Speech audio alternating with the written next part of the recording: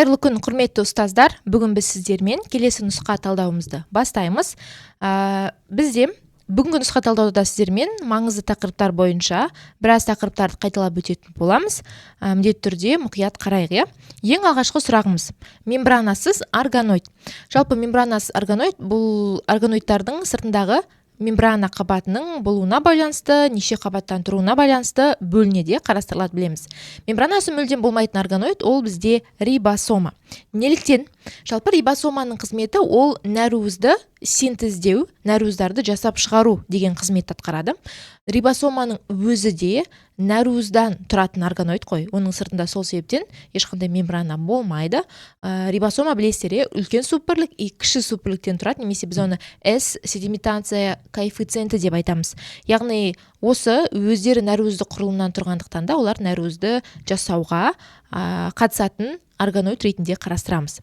Гольжи жиынтығының сыртында бір мембранасы бар, көпіршіктерден тұратын, тексиосомалардан тұратын органоид. Пластиттер, олардың сыртында екі мембранасы бар, сыртқы ішкі мембрана және де мембрана аралық кеңістіктері болады міндетті түрде. Және де ядро, ағзада негізгі маңызды қызмет атқаратын органоид, тұқым қуалау ақпараттарын сақтау, ұрпақтан ұрпаққа тасымалдау деген сияқты қызметтерге жауап береді. Оның да сыртында екі мембранасы болады.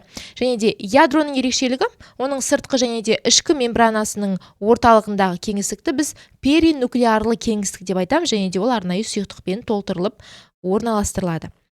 Келесі: тіршілік заманауи түрге ие болып мұз басу жүрген эра, немесе дәуір дейміз. Бұл бізде 9 сыныптың биологиясы бойынша кездесетін ақпараттар. Бұның жауабы бізде А жауабы. Яғни тіршіліктің заманауи түрге ие болуын біз кайнозой деп айтамыз. Осы эрада ғой жалпы бүгінгі таңда кездесіп жүрген сүтқоректілердің, жануарлардың көп түрі қалыптаса бастады. Бүгінгі таңда кездесетін жоғары сатыдағы өсімдіктердің түрлері қалыптаса бастады. Соңғы кезеңде адамның қалыптасуы деген сияқты процестер жүзеге асты. Және осы кайнозойдың бастапқы кезеңі енді мезозойдан өтеді ғой.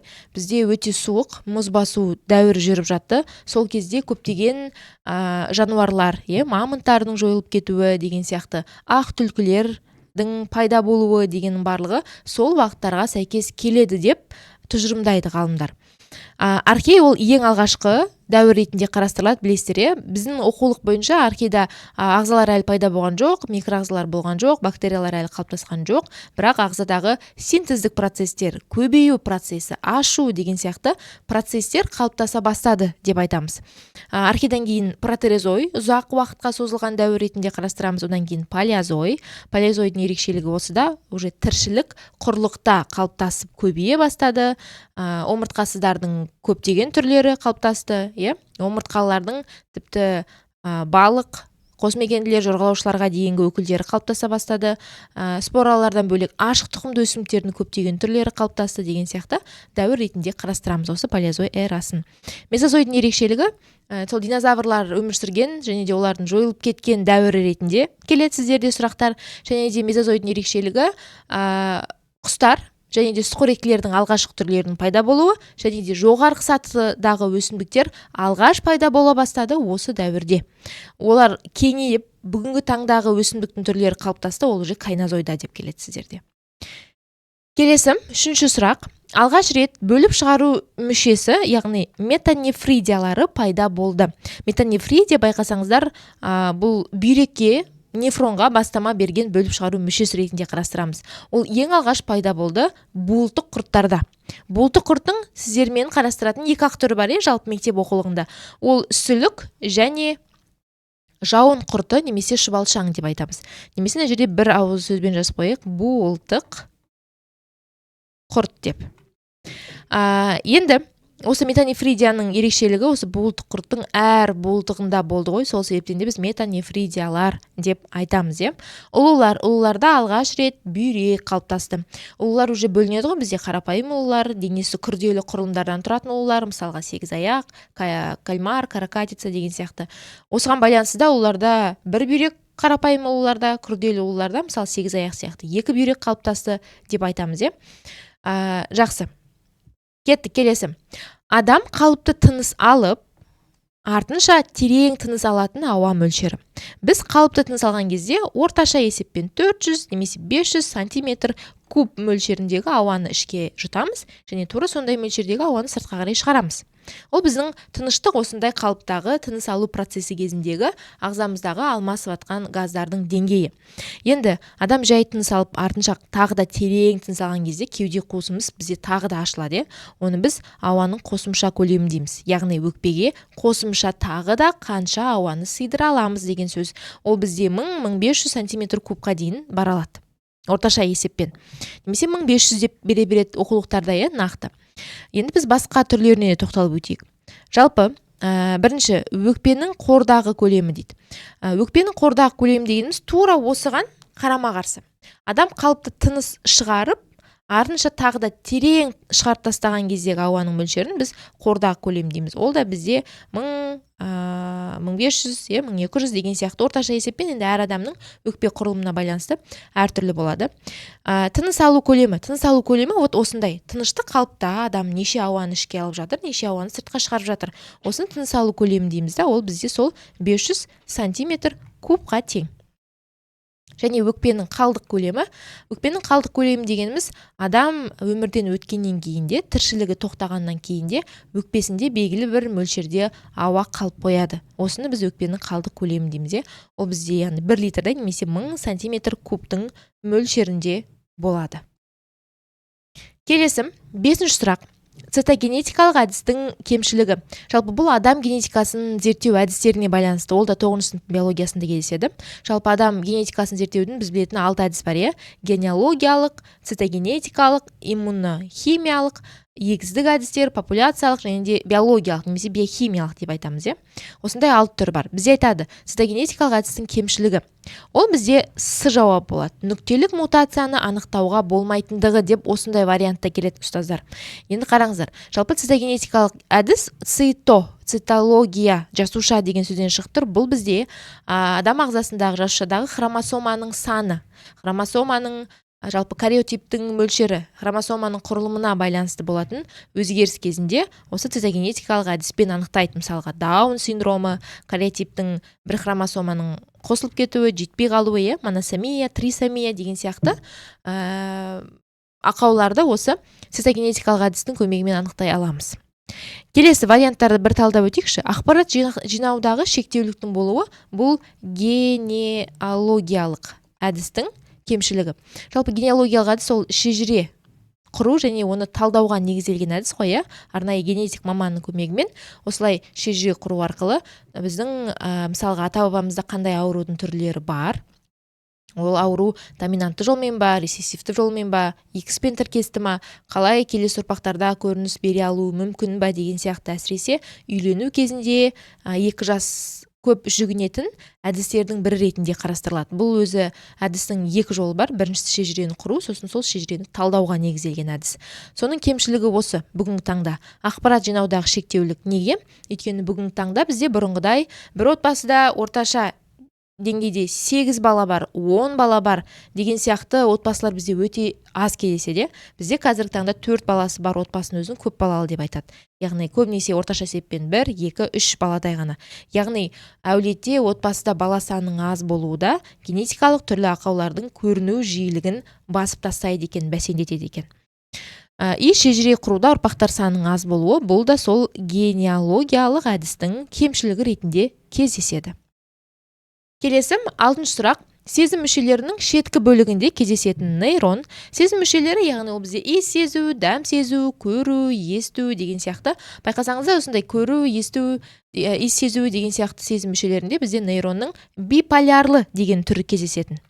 Жалпы біз 4 түрін өттік қой 10-шы сынып биологиясы бойынша. Биполярлы нейронның ерекшелігі мынау денеден 2 шетінен 2 өсінді шығады. Би дегеніміз сол ғой, бір өсінді, мынау 2 өсінді. Бір өсінді дендриттердің жиынтығынан тұрса, келесі өсінді ол аксонның қызметін атқарады. Яғни 2 ақ өсінді болады. Бір дендрит и бір аксон. Осыны біз биполярлық нейрон деп айтамыз. Келесі униполярлы нейрон. Униполярлы нейрон атайтып тұр уни, яғни жалғыз.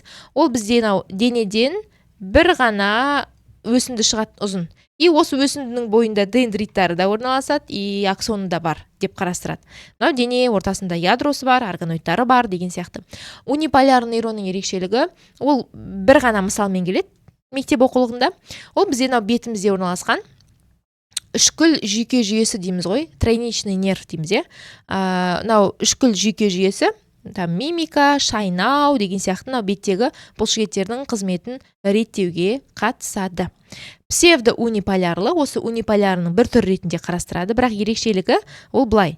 Мынау денеден бір өсінді шығады да, сол бір өсінді екіге тармақталып кетеді ғой былайынан. Біреуі дендрит, біреуі аксонның қызметін. Яғни аксон дендрит екеуі бірігіп бір өсінді күйінде кіріп тұр денеге. Сол үшін псевдоуниполярлы нейрон деп айтады. Ауырсыну, жанасуды сезетін рецепторларда көп кездеседі деп айтамыз. Проприо рецепторларда деген сияқты. Мультиполярлы ол біз бәріміз білетін, үнемі суретін салатын, оқушыларға түсіндіретін нейрон. Яғни өте көп дендриттері бар, қысқа-қысқа, сұр түске денесі бар, и денеден бір ұзын аксон тарамдалып орналасады болды. Келесі 7-ші сұрақ. Транскрипция процесінде РНК полимеразаның ДНК жіпшесіне қосылуын қамтамасыз етеді.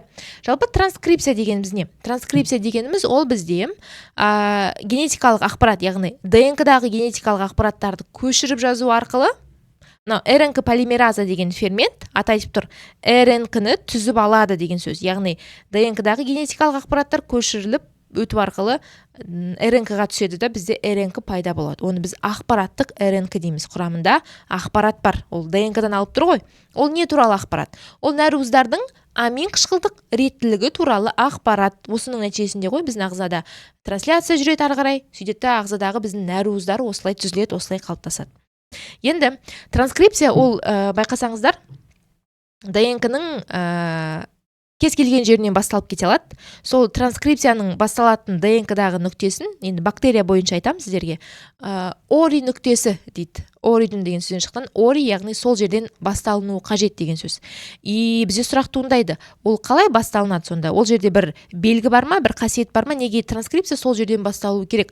Хотя бізде ДНК деген өте көп қой, нуклеотидтік реттілік. Ол жерде арнайы ДНК жіпшесіне мынау полимераза деген ферменттің келіп байланысуына септігін тигізетін бір метка сияқты құрылым бар. Біз оны тата-бокс деп атаймыз. Тата-бокс немесе примнов-бокс деп те келеді кейбір әдебиеттерде. Тата ол тимин мен адениннің өте көп шоғырланған жері болады өзі ДНК-ның бойында.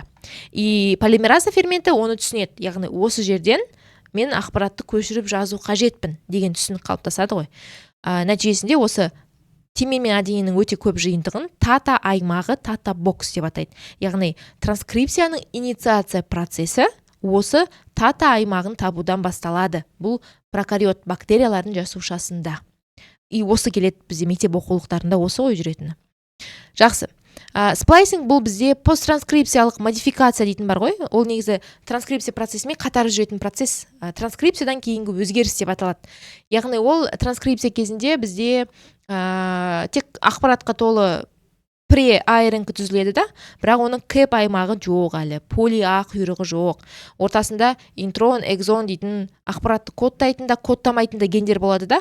Осы сплайсингтің көмегімен сплайсосомалар бізде генетикалық мағынасы жоқ интрон аймақтарын алып тастап, генетикалық маңызды ақпаратты кодтай алатын экзондарды лигаза ферментінің көмегімен бір-бірімен байланыстырады. Вот сплайсинг дегеніміз сол кезде жүзеге асатын процесс.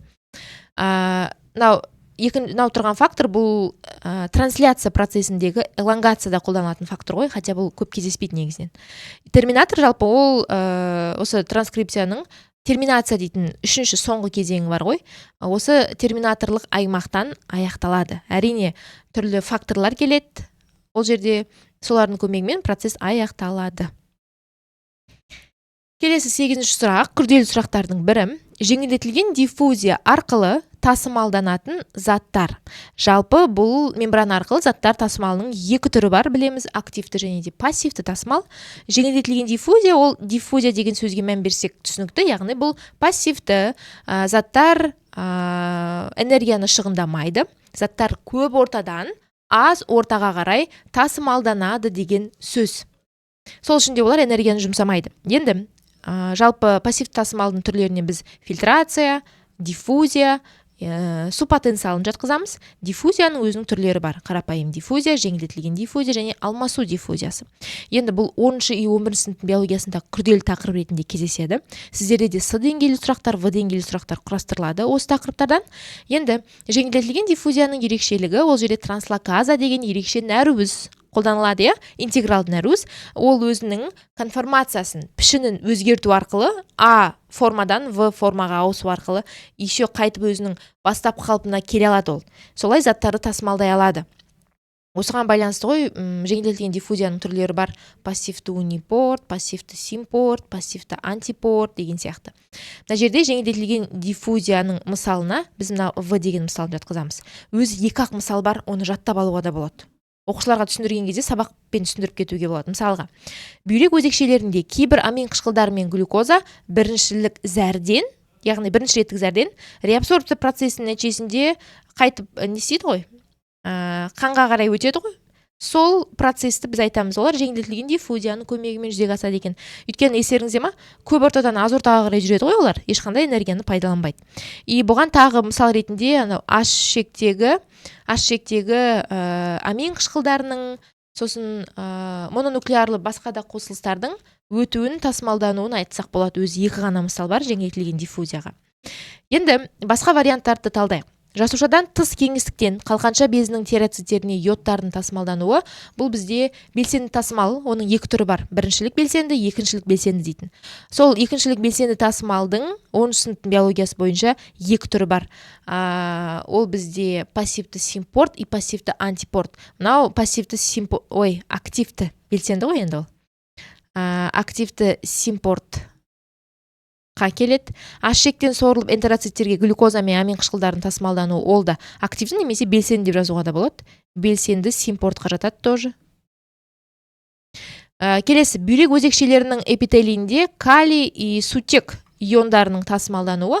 Уже иондардың тасымалдануы бізде көбінесе антипортқа кетеді, 2 жақпен ауысады бір-бірінен. Бұл да белсенді, яғни активті антипорттың мысалы. Осы мысалдар өте жиі кездеседі, міндетті түрде қараймыз, қайталап аламыз. Келесі сұрақ бізде идиоадаптация. Ал қараңыздар, яғни біз идиоадаптацияға жататын мысалды табуымыз қажет. Идиоадаптация ол бізде эволюция тарауында өттіге. Жалпы биологиялық эволюцияның бағыттары деген тақырып бар, 3 бағыты бар етін: ароморфоз, идиоадаптация және дегенерация. Біздің сұрақта идиоадаптацияны беріп тұр. Идиоадаптация дегеніміз ол бізде ағзалардың жалпы эволюция барысында өзінің өмір сүріп жатқан ортасына ешқандай күрделі өзгерістерге ұшырамай қарапайым түрде бейімделу процесі. Соны біз идиоадаптация дейміз. Оған өзі кездесетін 3-ақ мысал бар. Жалпы оқулық бойынша кездесетін, оны жаттап алуға да болады. Ол қандай? Оған жануарлардың бүркенішірен жатқызсақ болады. Бүркенішірен кәдімгі көбелектің өзінің түстес гүлге қонуы, шегірткенің жасыл шөп арасында жүруі, қоңыр түсті шегірткенің қураған қоңыр шөптің арасында жүруі, яғни өзінің сыртқы келбетін өзі өмір сүріп жатқан ортаға бейімдеп өзгертіп алады. Жануарлардың бүркенішірені осыған жатады. Сосын скат пен камбала. Мында жазып қойыңызшы: скат және камбала. Скат ол үстінен жалпақ, байқасаңыздар. Өйткені олар судың өте төмен қабатында, қысым жоғары, ауаның деңгейі өте төмен, жоқ аймақта өмір сүретін балықтар, дене құрылымы солай өзгеріп кеткен. Камбала олар керісінше бүйірінен жалпақ, олар да солай судың төменгі ортасында, жоғары қысымда өмір сүруіне байланысты өз ортасына бейімделіп кеткен екен. Енді биологияның эволюциялық бағыттарының тағы бір түрі бар, ол ароморфоз. Ароморфоз ағзалар эволюция барысында өзінің өмір сүріп жатқан ортасына күрделі өзгеріске ұшырап барып бейімделеді. Оған алар жатқызсақ болады. Құрттардағы мезодерма қабатының пайда болуы. Мезодерма жалпақ құртта пайда болды. Оған дейін ішек қуыстыларда 2-ақ дене қабаты болды. Қараңыздаршы, гидраларда. Эктодерма сыртқы, эндодерма ішкі. Ортада оларда дене қуысы болды кәдімгі. Одан кейін эволюция барысында ішек қуыстылардан кейін бізде уже құрттар пайда бола бастады ғой. Ең бірінші құрт ол жалпақ құрт болды. Жалпақ құрттарда бұлшықет қабаты, ортадағы мезодерма қалыптасты. Қараңдаршы, уже дененің 3-ші қабаты пайда болды деген сөз. Осылай бір жануардан екінші жануарға эволюция барысында дене мүшесі күрделі өзгеріске ұшырап барып бейімделетін болса. Мысалға, мидың дамуын айтсақ болады. Жүйке жүйесі бірден қалыптасқан жоқ, диффузиялы, түтікше тәрізді дегендер болды, түйінді деген болды. Мысалға, түтікше тәрізді ланцетниктер де болды. Сосын уже ары қарай омыртқаларға бастама берді ғой, ми мен жұлынға қарай. Мидың өзі 5 бөлімнен тұрады. Балықта басқаша, қосмекендіде басқаша, жорғалаушы құстар уже адамда басқаша. Мысалы, сүтқоректілердің ерекшелігі ретінде біз мынау қыртыстың, үлкен ми сыңарларының қыртыстарының пайда болуы дейміз, ол түйсік сананың қалыптасуымен деп. Яғни ми бөлімдерінің дамуы да ароморфозға мысал. Жүректің дамуы. Алғаш жүрек 2-ақ бөлімнен тұрды, бізде жүрек 4 бөлімнен тұрады, 2 жүрекше, 2 қарынша деген сияқты. Осындай күрделі өзгерістерге ұшырап барып бейімделетін болса, олардың мысалын ароморфоз дейміз. Вот ішкі қаңқаның жетілуі, тоже ол бірден қалыптасқан жоқ. Бұл да ароморфоз. Жазып қойын. Енді даралар санының кемуі, бұл бізде дегенерация. Дегенерация деген сөз, ол керісінше эволюция барысында кейбір ағзалардың мүшелері кері кетеді да жойылып отырады. Мысалға, оған паразит құрттарды айтсақ болады. Адамдағы аскарида, бауыр сорғыштар, жылқыда болатын түрлі қыл құрт дейтін сияқты паразит құрттар өте көп қой, нематодтар. Олар ағзадағы уже қорытылған, дайын қоректік заттарды жеп қоректенетін болғандықтан, олардың ас қорыту жүйесі, тыныс алу жүйесі, иіс сезу жүйесі деген сияқты керек емес болып қалып, уже олар эволюция барысында жойылып отырды.